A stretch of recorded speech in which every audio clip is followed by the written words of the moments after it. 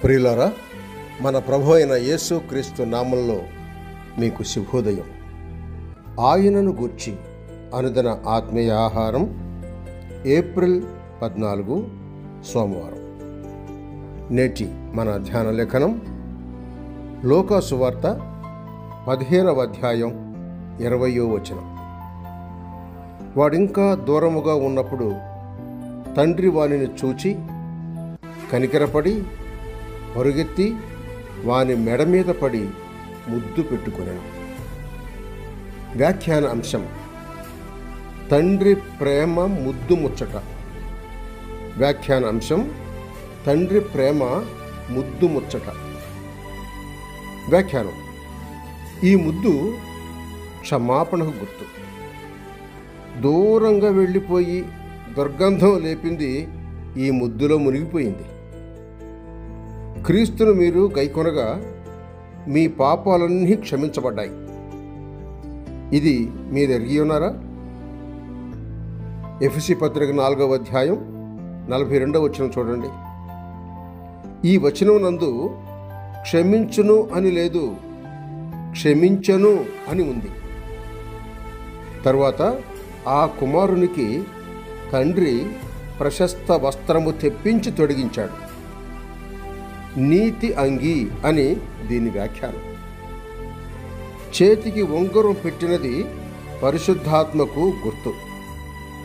ఎందుకంటే ఉంగరంతో రాజపత్రాలు ముద్రించుట కద్దు. ఎస్తేరు గ్రంథం 8వ అధ్యాయం 10వ వచనం చూడండి. పాదములకు చెప్పులు తొడిగించాడు అంటే సేవకు గుర్తు. ఇక ముందు తప్పిపోయి దొరికిన ఈ కుమారుడు తన తండ్రిని సేవించటంలో తిరుగుతాడు. ఆహా! క్రీస్తు వలన అయిన రక్షణ ఎంత గొప్పదో మీరు యోచించి చూడుడి. రక్షింపబడితేరా లేదా?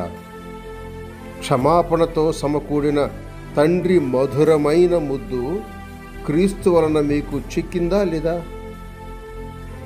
చెప్పుల సంగతి ఎఫెసీయులకు రాసిన పత్రిక 6వ అధ్యాయం 15వ వచనంలో ఉంది. సిద్ధ మనసు కలిగి మిమ్మును రక్షించిన క్రీస్తు కొరకు సువార్తలో పరిగెత్తటానికి సన్నద్ధులయ్యున్నారా?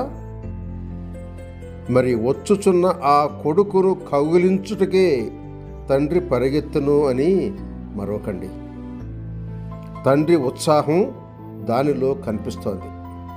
ఈ లోకమునైనను లోకములో ఉన్న వాటినైనను ప్రేమింపకుడి.